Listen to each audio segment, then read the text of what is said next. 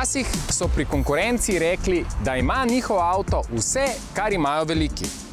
Zdaj pa Čehi pravijo, da ima nova Fabia vse potrebno in še več. Po 22 letih je čas za 4. generacijo, ki zdaj, tako kot številni modeli iz Volkswagenovega koncerna, stoji na moderni platformi MQB, zaradi česar je zrasla v vse smeri in prvič presega dolžino 4 metrov. Posledično se zdaj ponaša z največjo prostornostjo v svojem razredu. Nova Fabia pa ni velika samo v potniški kabini, ampak tudi v prtljažniku. Slednji je bil že pri predhodnici največji v razredu. Zdaj pa so ga povečali še za 50 litrov, s čimer nova Fabia ponuja kar 380 litrov prtljažne prostornine. Z obliko je vedno tako, da je nekomu všeč, drugemu pa pač ne. In z novo Fabio ne bo nič drugače. Dejstvo pa je, da se novinka ponaša s precej boljšim količnikom zračnega upora, ki znaša 0,28, kar naj bi bilo spet najboljše v razredu. Nova Fabia se seveda ponaša tudi s povsem novo notranjostjo. Nov je osrednji zaslon, tudi merilniki so lahko digitalni, odstranljiv nosilec za kavo ali pijače. Saj veste, ko tole polijemo, se nabere umazanija in težko sčistimo.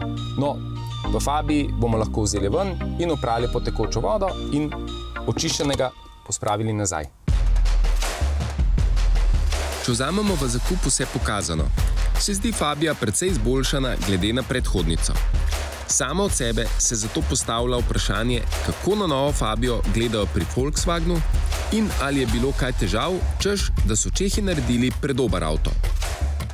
No, we had no issues with Volkswagen when it came to the new Fabia. Both brands are very autonomous. We do our own design. We also are very lucky in Skoda where we can use the MQB A0 platform and all its features. This is something that is the benefit of being within a large group, that we can use different features between the brands and share those. But of course, the brands have different characters, the design is different, the functionality is different, and at Skoda we also target a very different customer group to Volkswagen. And for us, of course, you can see in the Fabia, we're very focused on practicality, space, and also the design has become more emotional.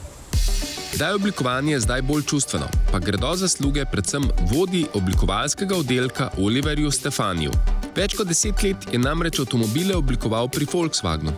Zato zdaj točno ve, dokam gre lahko s Škodo. Ko se je z njim pogovarjal Andrej, smo dobili zanimiv odgovor na vprašanje, če oblikovanje avtomobilov lahko kakorkoli povežemo z umetnostjo. Well, actually, I mean, to make a car and to make a nice design has something to do with art, you know. It is, somehow it's the same process. You start with the big picture, you start with the frame, you know, and think about, okay, is it landscape, is it portrait or so, and also here, when we start the car, we have some kind of frame. It's the package, you know. And the package quite changed for the aero cars, for the MEB cars, electric cars, it quite changed. And I'm very happy about this. Yeah? So you have to imagine for these MEB cars, electric cars, you don't have so long overhangs on the front. Yeah? So it gets really short. You have a big wheelbase. Yeah? This is also very helping, especially for the interior space, because it offers a lot of space, yeah, maximum space on the on a minimum surface. This is always what we want, and this is a big benefit for the interior guys, you know. And then you have big wheels, which I personally as a designer always like, you know, because they're helping also to balance the proportion, yeah? Because of the battery that sits on the floor and the people sitting on the battery, yeah? The car gets automatically a little bit higher, and this is very nicely done when you have big wheels, so everything comes to the nicest proportions, yeah. And this is also something to do with art, you know. When you draw the painting, yeah, you have to put up some focus points and the right proportions, so that is really getting nice, yeah. V zadnjem času prihaja na trg vse več električnih križancev.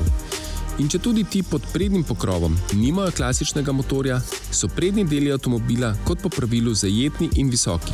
Kaj pa varnost pešcev? So we wanted also to give the car some kind of, I will say, bit stronger feeling, yeah? Bit masculine feeling. Yeah? That's why we didn't push the front down, we moved this up, you know. We put all these pedestrian safety impacts also in the car. That's also why this car is so high, you know, because when you get hit by the car, yeah, this point has to be very high so that the body rolls onto the bonnet and is safe. Yeah, it's the same here also. We have we call this muscles on the car. Yeah? So of course, first of all, it looks great, yeah, to give the car a little bit more emotional approach, and this is also what we want to achieve with this car. But secondly, also there's some hinges here, you know, and we have to cover these hinges because also this is very important for pedestrian safety. So there's a lot of issues like this on the car.